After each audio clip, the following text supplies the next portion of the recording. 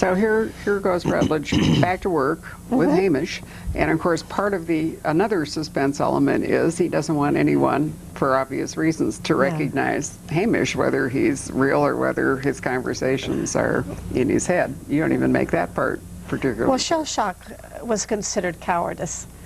If you remember, Patton in Sicily in World War II slapped a young soldier who was, he thought, malingering.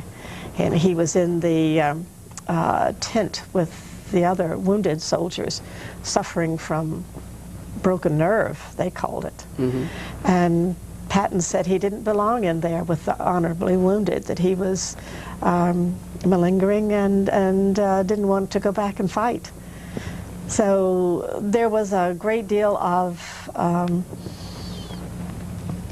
disgust for the people who had that problem. And even more so in World War I, because, again, so many people died. You were lucky. You still had 2 arms, 2 legs. That's right. You were still breathing. What are you complaining about? Yeah. You know? Well, sure, there'd be that cowardice aspect, but there'd also be the aspect of whether he is in fact fit to do his job. And since Superintendent Bowles is constantly poised to, you know, give him the axe, he can't afford to reveal that he's got this potential. So I mean, there's a lot going on with Ian Rutledge as a sleuth, and I wonder if that makes him more intuitive, you know, to what's going on with other people, because he is so racked with he's suffered things himself. Yes. Maybe he has sort of an almost extrasensory quality about him as a sleuth that allows him to tell, you know, which are the people suffering or traumatized or whatever, and which are the people kind of just going along. I think he has learned to read character. He had to do that in the trenches, even if he hadn't done it before the war at the yard. But he had to know when he was dealing with the men there who could be trusted and who couldn't. He had to know who was close to the breaking point, who wasn't. Everything about these men that he led, he had to understand. Some officers didn't. They just blundered and sent the men out to die. But the really caring officer kept an eye on them. I had an interesting learning experience with a fiance, too. Yes, yes. He had suffered because of Jean's dereliction of duty. She took one look at him when he came back, as thin as he was and as haunted as he was. And this wasn't the man she had agreed to marry in 1914. So she was very happy when Rutledge understood her dilemma and said, I free you from the engagement. And she shipped, what, off to Canada, if I remember Yes, as right. fast as she could go to a place that hadn't suffered. I mean, Canada had suffered, but the reminders were fewer and farther between in Canada than they were on the streets of London. Well, I'm sure that was not an uncommon experience, but from from a writer's standpoint, it's potentially more interesting for your series if Rutledge is not, you know, doesn't have a wife and children, whatever. You've got many more possibilities for him. You do have spikes after wars with divorce rates and all the social statistics. But it's funny. For people who are not even shell-shocked, it's just that 18-year-old kid that went off in 1941 is not the same 20-some-year-old standing there in 1945. Very true. Well, you've got this series set up, and one thing we also didn't mention is that England, the position of Scotland Yard is such that a detective working there is a mobile guy, right? He can go and investigate crimes all over the country, so a lot of the jurisdictional issues that plague American crime novels are really either foregone or different in British They were much different, because when a case was beyond the skills of the local constable or the local inspector, they had to have somebody they could turn to with more experience, more knowledge. It's like the FBI used to be.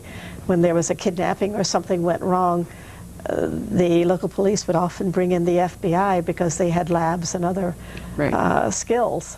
A lot of people get the Metropolitan Police confused with Scotland Yard. That's right. Yeah. And they're not the same, although that sign says, but anyway, on the front, there at Scotland Yard. This is the new Scotland Yard Metropolitan Police as it rotates, but it is designed as specialty investigators. Yes. That go out, because you don't need, and that's one thing that makes a difference about this time period. Murders didn't happen out in the back of beyond. You didn't have that kind of thing, and when it did happen, it was very rare for someone to kill someone else in a small town somewhere. That's right. Or it could be a farm accident disguised. I suspect there were a lot of killings. There were a lot. But they were hard to determine. They were actually murders. I talked to a Scotland Yard, retired Scotland Yard inspector, chief inspector, and I said, do you remember well the cases that you've solved? Do you go back over them? Do you think about them? He said, no, once they're solved, I try to put them out of my mind. What worries me are the murders I didn't catch. Not murderers, but murders I didn't catch. And this was used to good effect in